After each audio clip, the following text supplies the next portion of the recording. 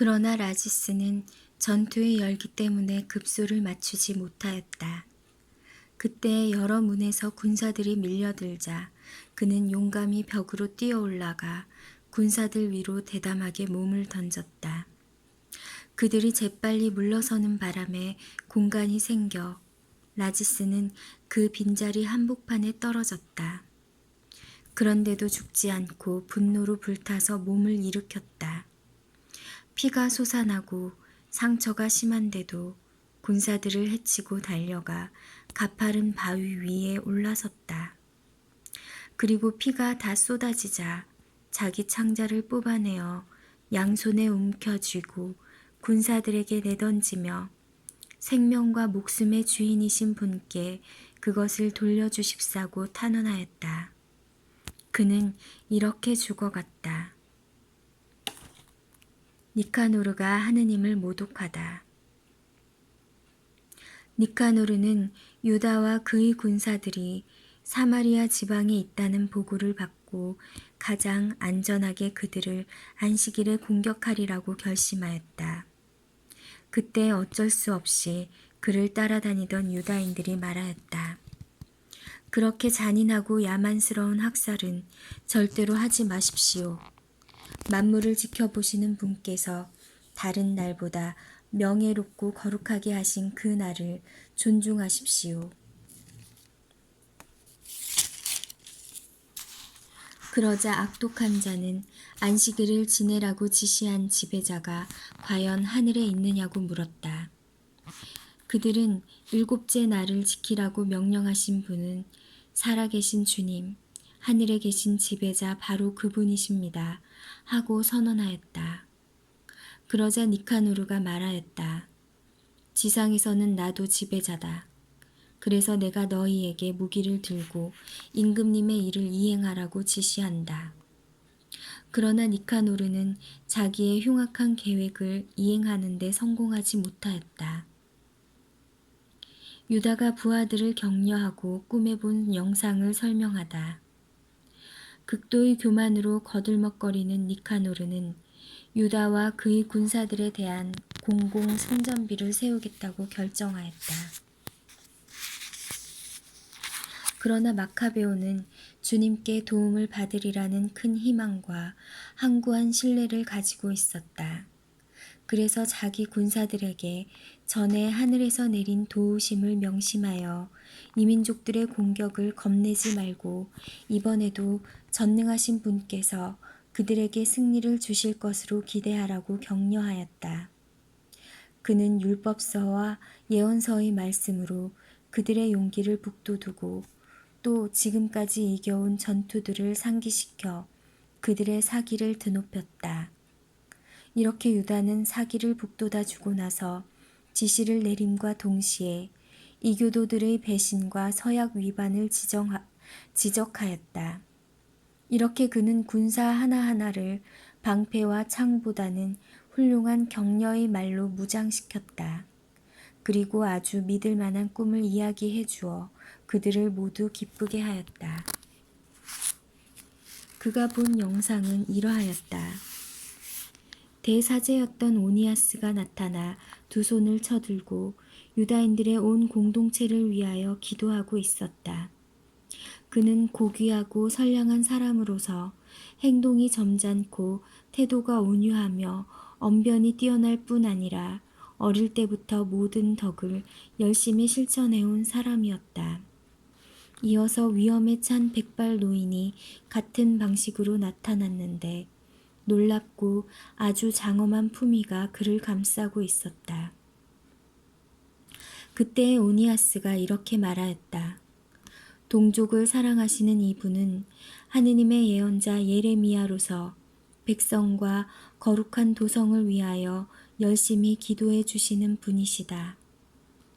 예레미야는 오른손을 내밀어 유다에게 금칼을 주었다. 그러고 나서 이렇게 말하였다. 하느님의 선물인 이 거룩한 칼을 받아라.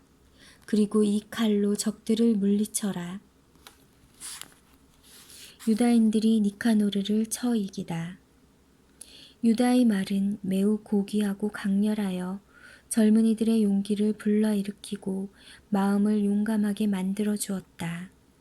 그 말에 힘이 솟은 그들은 전열을 갖추어 싸우는 대신에 용감히 돌진하여 아주 용맹한 백병전으로 결판을 내리라고 작정하였다. 도성과 거룩한 기물들과 성전이 위험에 빠졌기 때문이다. 그들에게는 여자들과 아이들, 그리고 형제들과 친척들이 그리 중요하지 않았다. 오히려 성별된 성전에 대한 걱정이 가장 크고 또 웃등가는 것이었다. 도성에 남아있던 이들도 들판에서 벌어질 전투를 염려하며 매우 불안해하였다. 사람들은 모두 다가오는 결전을 기다리고 있었다. 적군이 이미 가까이 다가와 병사들은 전열을 갖추고 코끼리들은 유리한 지점에 또 기병들은 양쪽으로 배치되었다. 눈앞의 대군과 갖가지 무장과 사나운 코끼리들을 본 마카베오는 하늘을 향하여 두 손을 쳐들고 기적을 일으키시는 주님께 탄원하였다.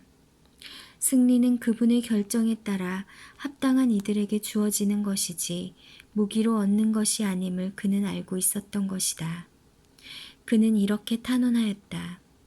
주님, 당신께서는 유다 임금 히즈키야 때에 당신의 천사를 보내시어 사네립의 군대에서 18만 5천 명가량을 죽이셨습니다. 하늘의 지배자님, 이제 다시 선한 천사를 보내시어 저희 앞에 서서 공포와 전율을 일으키게 해주십시오. 당신을 모독하며 당신의 거룩한 백성에게 다가오는 자들을 당신의 위대하신 팔로 무찔러 주십시오.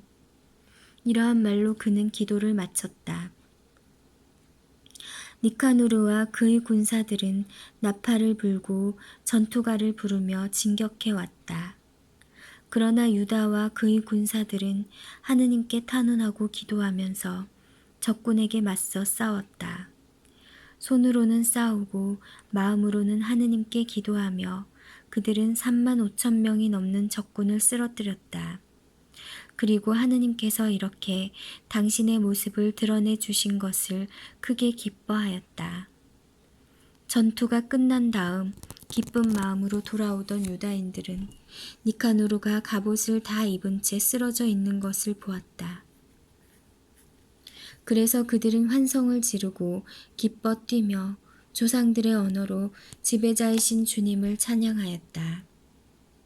몸과 마음을 다하여 결의 수호에 앞장서고 젊은 시절부터 동족에게 애정을 지녀온 유다는 니카노르의 머리와 한쪽 팔을 어깨까지 잘라 예루살렘으로 가져가라고 명령하였다.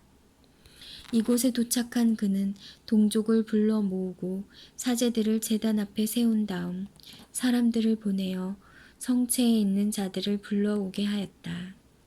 그리고 그들에게 그 부정한 니카노르의 머리와 하느님을 모독하던 그 손을 보여주었다.